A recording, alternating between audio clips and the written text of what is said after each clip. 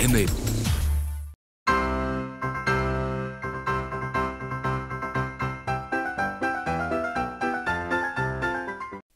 नमस्कार, आप देख रहे हैं बचत, निवेश और आप कोविड स्पेशल। और इस सफर में हमने लगातार बात की है फाइनेंशियल प्लानिंग की। जब भी हम फाइनेंशियल प्लानिंग की बात करते हैं तो एक बहुत ही महत्वपूर्ण बात सामने आती है। निवेश करते समय, यानी आपने बचत की, फिर जब आप निवेश कर रहे हैं तो आपको ये पता होना चाहिए कि ये जो पैसे आज आप कहीं लगा रहे हैं, कहीं निवेश कर रहे हैं, इसका उपयोग आपको कब करना होगा, कब आपको इसकी ज़रूरत होगी। और इसके लिए फिर सवाल आता है शॉर्ट टर्म, मीडियम टर्म और लॉन्ग टर्म का। और उस हिसाब से आप ये तय करते हैं कि जो आपने रकम जमा की है, बचत करके रखी है, उसको आप कहाँ लगाएं। डेट में लगाएं, फिक्स्ड इनकम में लगाएं, या इक्विटी में लगाएं, या बैलेंस फंड में लगाएं। तो ये बहुत ही बड़ा सवाल है, सारे निवेशकों को ये चक्कर में डालता है। दरअसल हमारे साथ कृष्ण शर्मा साहब जुड़ रहे हैं, lead training HDFC mutual fund के, जो लगातार हमारे साथ इस सफर में जुड़े हुए हैं, हमारे एक्सपर्ट हैं। कृष्ण जी, स्वागत है आपका एक बार फिर से। ये short term, medium term, long term हम कहते हैं, बहुत सुनते भी बहुत हैं, लेकिन हर आदमी का अपना एक अंदाजा, अपनी एक कल्पना होती है, अपनी एक मान्यता होती है कि कितना शॉर्ट टर्म, किस ड्यूरेशन को मीडियम टर्म और किसको लॉन्ग टर्म कहते हैं। ये कैसे आप एक साइंटिफिकली इसको डिफाइन करते हैं? और लॉन्ग टर्म का मतलब तो फिर मेरे हिसाब से रिटायरमेंट प्लानिंग लेना चाहिए। सर्टेनली लॉन्ग टर्म का मतलब रिटायरमेंट प्लानिंग, और ये एक बहुत बड़ी दुविधा है। और प्रदीप जी, मैं जितनी भी मैंने आज तक इन्वेस्टर मीट्स की हैं, एडवाइज़र मीट्स की हैं, ये सवाल बहुधा मेरे सामने आता है कि लॉन्ग टर्म क्या, लॉन्ग टर्म की व्याख्या देवें कि how long is long term. और मज़ेदार बात यह है कि बहुत से लोगों ने लॉन्ग टर्म की व्याख्या क्या की है, जब तक रिटर्न ना आए। तो अगर आपने एक निवेश किया है इक्विटी में, पहले एक साल लॉन्ग टर्म माना जाता था, एक साल में रिटर्न नहीं आया तो 3 साल माना गया, 3 साल में रिटर्न नहीं आया तो 5 साल माना गया, और इस तरह से व्याख्याएं बदलती चली गई। तो हमें थोड़ा सा इस लॉन्ग टर्म और शॉर्ट टर्म को समझना होगा। और मैं दावे के साथ आपसे कहूँगा कि दुनिया में कहीं पर भी चले जाइए, कहीं पर भी किसी भी किताब को खोल लीजिए, आपको कहीं पर भी इसकी व्याख्या नहीं मिलेगी कि लॉन्ग टर्म किसे कहते हैं, शॉर्ट टर्म किसे कहते हैं। इसकी सटीक व्याख्या टैक्सेशन में ज़रूर आपको मिल जाएगी कि 1 साल तक निवेश करेंगे तो शॉर्ट टर्म कैपिटल गेंस लगेगा, और 1 साल से ज़्यादा निवेशित रहेंगे तो आपको लॉन्ग टर्म कैपिटल गेंस लगेगा वित्तीय निवेश में, इक्विटी के मुतालिक, और डेट में शायद 3 साल। तो ये समझना हमारे लिए बहुत ज़रूरी है। पहला बात तो ये समझें कि डेट और इक्विटी में फ़र्क क्या है। दोनों ही कैपिटल हैं, दोनों ही बिजनेस में इस्तेमाल होते हैं, दोनों ही पूंजी हैं, लेकिन डेट कॉन्ट्रैक्चुअल होता है, इसलिए कॉन्ट्रैक्चुअल होने की वजह से इसकी मियाद होती है। तो डेट में आप व्याख्या कर सकते हैं कि ये 1 साल का डेट है, 3 महीने का डेट है, 3 महीने का बॉन्ड है, 6 महीने का बॉन्ड है, 1 साल का बॉन्ड है तो शॉर्ट टर्म का बॉन्ड है, 2 साल का बॉन्ड है, 5 साल का बॉन्ड है, 10 साल का बॉन्ड है तो लॉन्ग टर्म का बॉन्ड है। इक्विटी में यह व्याख्या लगभग नामुमकिन है, ना कोशिश करनी चाहिए, क्योंकि इक्विटी एक ऐसी है जो कि बिजनेस का मालिकाना हक है। बिजनेस, किसी ने भी अकाउंट्स पढ़ा है तो जानता है कि बिजनेस क्या होता है। बिजनेस का मतलब होता है गोइंग कंसर्न, बिजनेस का मतलब होता है परपेचुटी। सेंसेक्स को 40 साल हो गए हैं और सेंसेक्स आगे 400 साल तक चल सकता है। निफ्टी को 20 साल हो गए, 25 साल हो गए, या अगले 50-500 साल तक चल सकती है। इनकी मियाद नहीं होती है। इक्विटी पोर्टफोलियो हमेशा चलते रहते हैं, इक्विटी का मालिकाना हक चलता रहता है। अब आप कहेंगे कि भाई मुझे कभी तो पैसा निकालना होगा, तो इक्विटी जितनी पुरानी होती जाती है उतना बेहतर होती जाती है, और आप जो पैसा निकालते हैं वो डिविडेंड के रूप में निकालते हैं, क्योंकि इक्विटी में सस्ता खरीदो और महंगा बेचो। हम उल्टा करते हैं, हम महंगा खरीदते और सस्ता बेच देते हैं। अब जब इक्विटी सस्ती हुई थी, प्रदीप जी दावे के साथ कह सकता हूं, मार्च में आप देखिए, मार्च में सब लोग बेचने में आतुर थे और आज सब खरीदने में आतुर हैं। इतने डीमेट अकाउंट खुल गए हैं पिछले 1 महीने में, तो कितनी अजीब सी बात है। देखिए, आप हो ही रहा है ना। लेकिन किसी ने अगर नियमित रूप से, अनुशासित रूप से एसेट एलोकेशन किया होता तो स्वतः ही मार्च के अंदर उसने इक्विटी बहुत सी खरीद ली होती। जी हाँ, बिल्कुल ये सही बात है। जब बाजार गिर रहा होता है तो लोग कहते हैं और गिरेगा, तो ले नहीं पाते। तो अगर आपका ऐसा कोई फॉर्मूला है, उसके आधार पर, उसकी बदौलत, बिल्कुल जब सबसे सस्ते हो शेयर उस समय भी आप इनको ले सकते हैं, या फिर जब आपने SIP कर रखी हो तो उस स्थिति में आपके हाथ में पैसे होते हैं और आप उसका इस्तेमाल करते हैं, वरना वो कैश रह जाता है और शेयर का मौका चूक जाते हैं। हम इस पर हम आगे बात करेंगे, लेकिन एक जो बहुत ही अहम बात कृष्ण जी आपने कही, वो ये कि इक्विटी एक लॉन्ग टर्म होल्डिंग है, एक लॉन्ग टर्म एसेट क्लास है, और जब जैसे जैसे आप अपने गोल के करीब पहुंचते जाएं तो इक्विटी से अपने निवेश को कम करते जाना चाहिए। ये इक्विटी के लॉन्ग टर्म एसेट क्लास होने का क्या मतलब है, और आपकी ये जो स्ट्रैटेजी है इसको आप कैसे इंप्लीमेंट करते हैं, कैसे आप धीरे धीरे इक्विटी से निकल करके डेट में आने की राय देते हैं लोगों को? ठीक है, इक्विटी में देखिए हमें ये समझना होगा प्रदीप जी कि रिटर्न कहां से आते हैं, ये क्यों शेयर्स के दाम बढ़ते हैं। एक कंपनी का प्रमोटर है और एक उस मान लीजिए कंपनी है जिसका कि 100 करोड़ का कैपिटल है और वो उसका मार्केट कैप 1000 करोड़ के आसपास है और 50% प्रमोटर का हिस्सा है।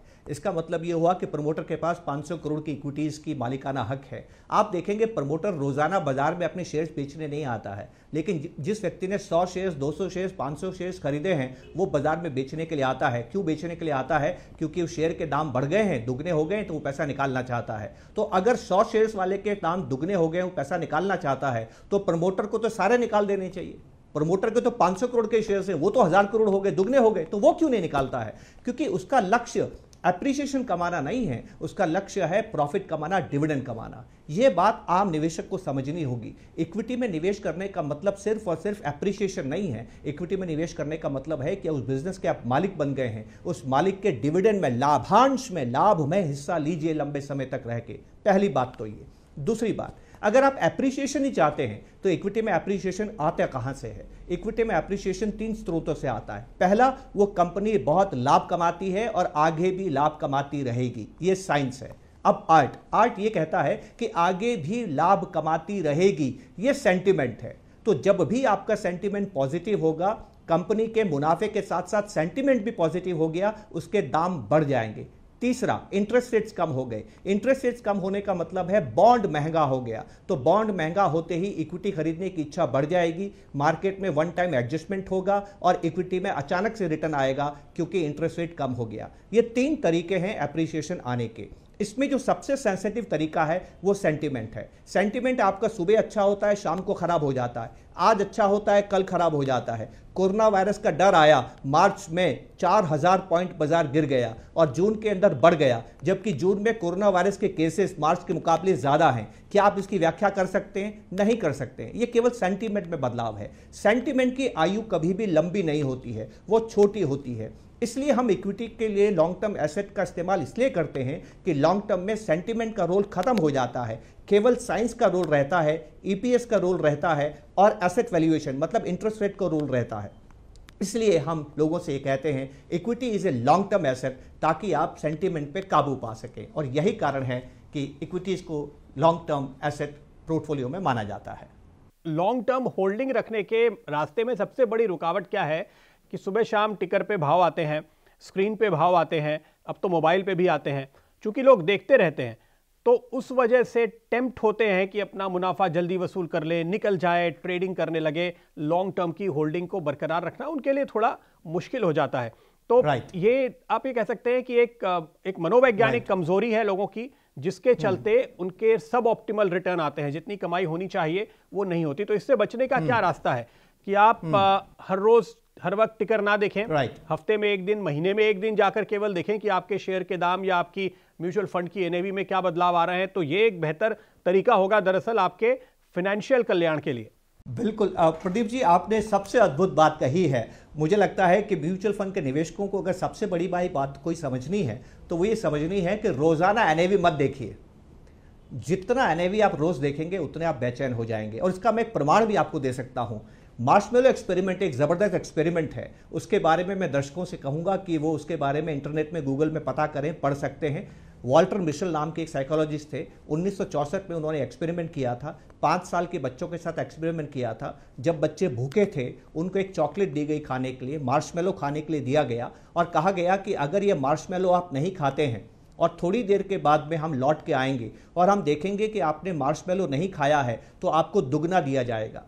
अब बच्चों के सामने एक समस्या देखिए प्रदीप जी क्या थी। उनको ये मालूम था कि हमें भूख लगी है, उनको ये मालूम था कि सामने मार्शमेलो रखा है, वो तुरंत खा सकते हैं, पर अगर तुरंत नहीं खाएंगे तो थोड़ी देर के बाद दुगना मिलेगा जब वो वापस आएंगे। पर उनको वो ये नहीं मालूम था कि वो वापस कब आएंगे। वापस 5 मिनट पे भी आ सकते हैं, वापस आधे घंटे में भी आ सकते हैं। ठीक इक्विटी मार्केट्स में आपको मालूम होता है कि रिटर्न आएंगे, आपको मालूम है कि बाजार यहां से बढ़ेंगे, सिर्फ आपको यह मालूम नहीं होता है कि बाजार कब बढ़ेंगे, 3 महीने में बढ़ेंगे कि 6 महीने में बढ़ेंगे। तो आपका इंपेशेंस बढ़ता है।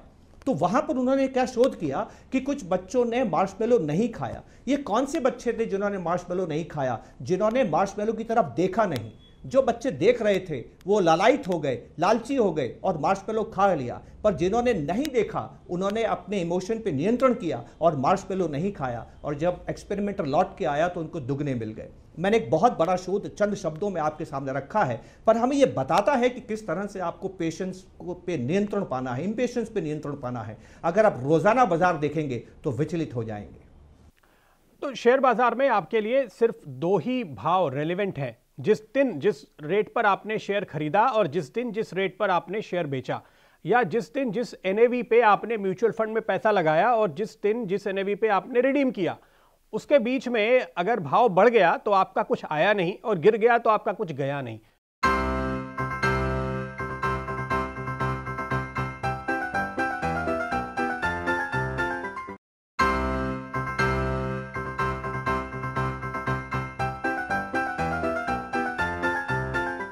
डेट के बारे में हम कहते हैं कि वो बड़ा सेफ है। आपने कहा कि जैसे जैसे आपका गोल नज़दीक आए तो इक्विटी से डेट में शिफ्ट कीजिए ताकि सर्टेनिटी रहे, जब पैसा चाहिए मिल जाए। लेकिन हाल के दिनों में हमने देखा है काफ़ी सारे म्यूचुअल फंड में, डेट फंड में निवेश करने वालों को भी उनके एनएवीज काफ़ी गिर गए, उनको नुकसान लगा। तो ये कैसे होता है और फिर ये डेट दरअसल कितना सुरक्षित है, क्या ध्यान रखने वाली बात है इसके लिए? हाँ, इसीलिए प्रदीप जी बार बार मैंने एक हमेशा निवेदन किया है, खासकर आम निवेशकों के लिए, जनसाधारण के लिए, जो सोफिस्टिकेटेड डेट इन्वेस्टर्स या सोफिस्टिकेटेड इक्विटी इन्वेस्टर्स नहीं हैं, उनको एक सलाह हमेशा दूंगा कि आप फाइनेंशियल प्लानर की, फाइनेंशियल एडवाइजर की हमेशा सलाह लेवें। देखिए, म्यूचुअल फंड्स को बहुत ज़्यादा तरीके से रेगुलेट किया जाता है। म्यूचुअल फंड से ज़्यादा रेगुलेटेड इंडस्ट्री दुनिया में कोई नहीं है, और ये रेगुलेशन और ये डाइवर्सिफिकेशन म्यूचुअल फंड को एक चीज़ प्रदान करती है जिसको बोलते हैं सेफ्टी। म्यूचुअल फंड ऊपर नीचे होते आर्थिक वातावरण में सबसे सुरक्षित निवेश बन के साबित हुए हैं, दुनिया भर से हमें ये बात समझ में आती है। पर म्यूचुअल फंड के अंदर होता क्या, आपने अपना पैसा दूसरे को दे दिया। जब आप अपना पैसा दूसरे को देते हैं तो आपके हाथ में नियंत्रण नहीं रहता है, क्योंकि पैसा तो आपको वो संभालता है। तो वो व्यक्ति अच्छी तरह से आपके पैसे का प्रबंधन करे, उसके ऊपर भी तो कोई तलवार लटकनी चाहिए। और तलवार क्या है कि म्यूचुअल फंड का इन्वेस्टर कभी भी पैसा निकाल सकता है, और जैसे ही उसको समझ में आता है कि फंड मैनेजर दूसरे फंड मैनेजर के मुकाबले अच्छा नहीं कर रहा है, समाज में जो दूसरे लोगों का परफॉर्मेंस है वैसा परफॉर्मेंस नहीं दे रहा है, तो उस फंड को पनिश कर सकता है, उस फंड से बाहर निकल सकता है। इसलिए म्यूचुअल फंड में दैनिक लिक्विडिटी दी गई है। पर लिक्विडिटी दी गई है इसका यह मतलब नहीं है कि आप उसका बेजा इस्तेमाल करें।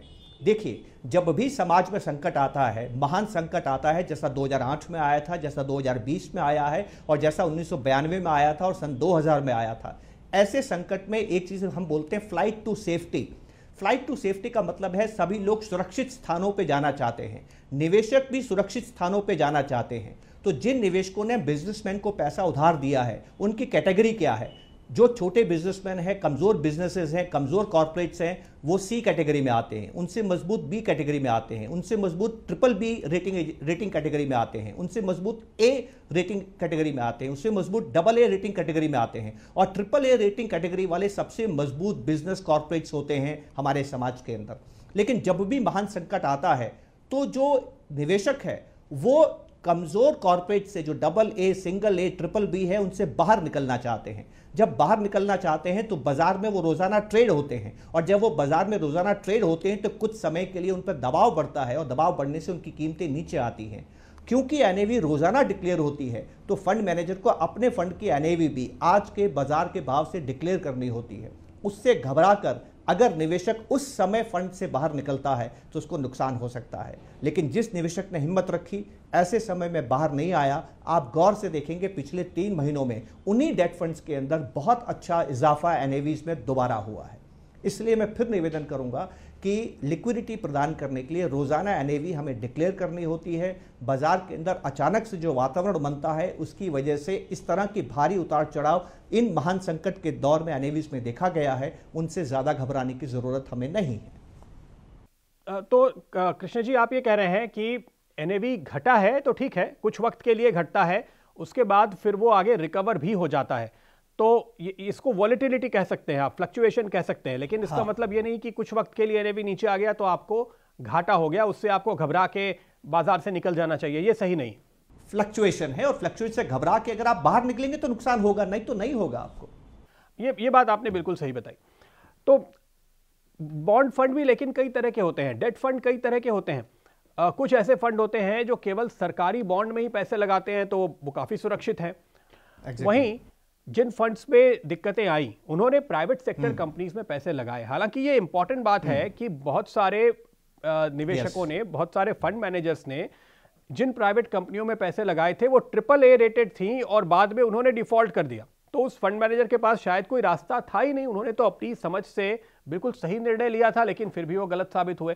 तो ऐसे में शर्मा साहब, क्या आप ये कहेंगे कि अगर डाइवर्सिफाई करना है ना, कि थोड़ा इक्विटी में है तो थोड़ा डेट भी रखना है, तो फिर केवल वही फंड चुने जो सिर्फ और सिर्फ सरकारी बॉन्ड में पैसे लगाते हैं, तो वो सुरक्षित रहेंगे?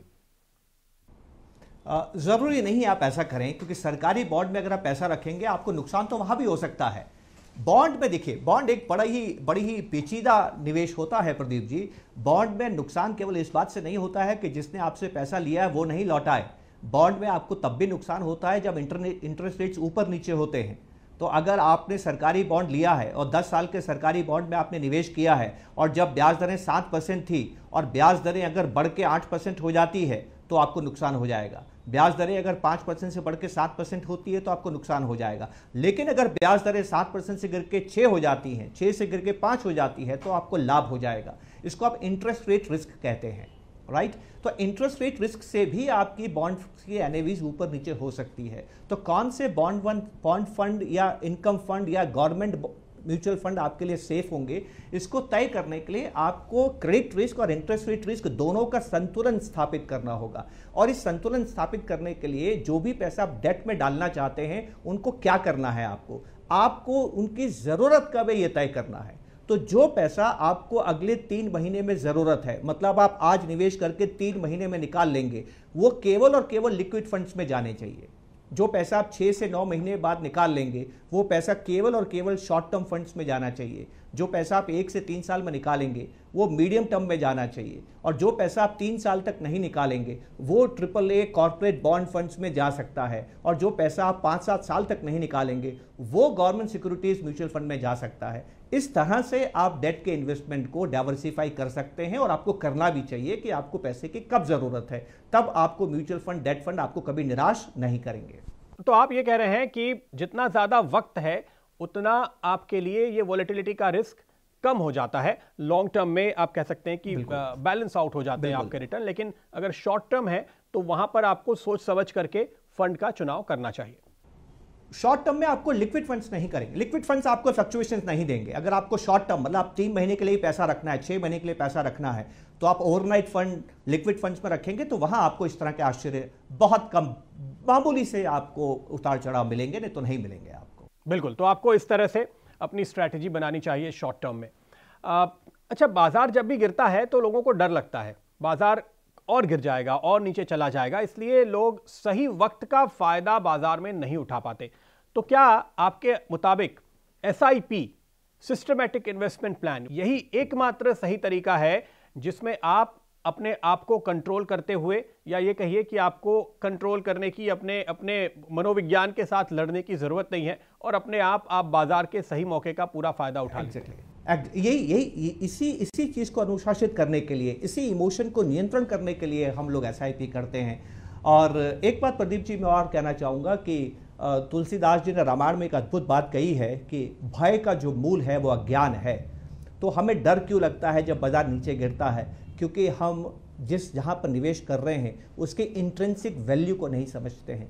मुझे ये कहते हुए संकोच होता है, पर फिर भी मैं आपसे ये बात कह रहा हूं कि समाज में बहुत से कम लोग वैल्यू को समझते हैं, ज़्यादातर लोग प्राइस को समझते हैं। और जब आप सेंसेक्स और निफ्टी को गिरते हुए देखते हैं तो आप उसकी वैल्यू गिरते हुए नहीं देख रहे हैं, आप उसकी प्राइस गिरते हुए देख रहे हैं। लेकिन एक समझदार इन्वेस्टर वैल्यू को पकड़ कर रखता है और वो देखता है कि वैल्यू से नीचे प्राइस आ गई है तो इस बात की चिंता नहीं करता है कि प्राइस और नीचे आएगी, वो इसको अवसर मानता है और निवेश करता है। और अगर प्राइस और नीचे आ जाती है तो और अच्छी बात है, क्योंकि वैल्यू आपकी बढ़ रही है, आप और निवेश करते चले जाए। यही हमें अनुशासन के साथ पालना करनी चाहिए।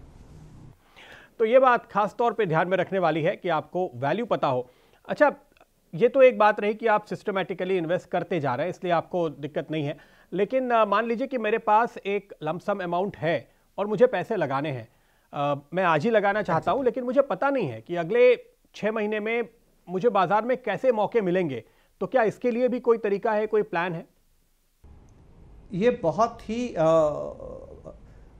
म्यूचुअल फंड के सामने ये चुनौती थी और म्यूचुअल फंड ने एक बहुत सुंदर व्यवस्था इसके लिए दी है, जिसको हम बोलते हैं systematic transfer plan.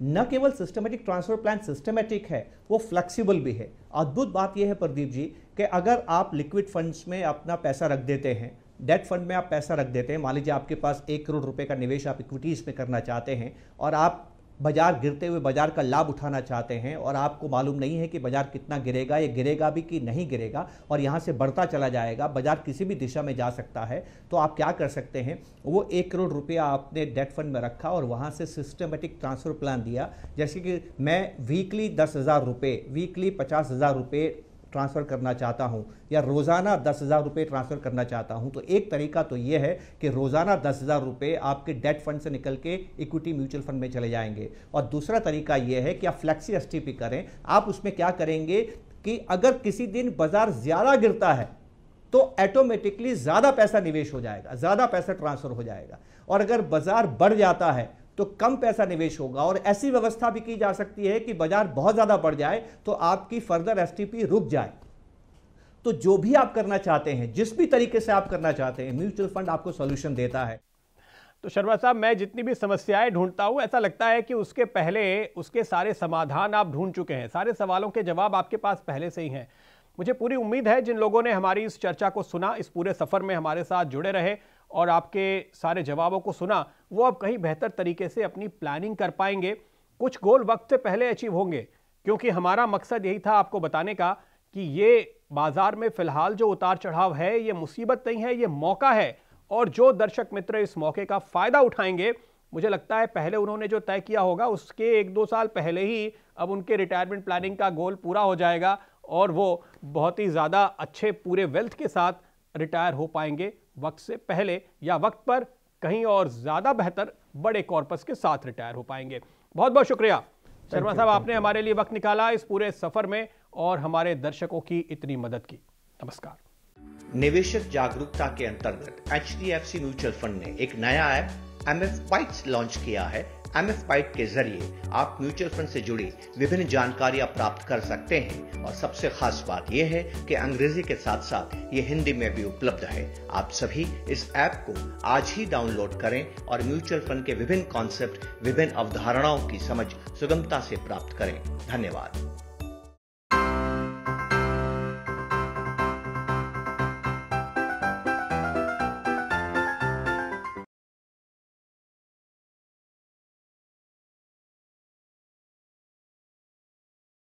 Mutual fund निवेश बाजार के जोखिमों के अधीन है। योजना से जुड़े सभी दस्तावेजों को ध्यान से पढ़ें।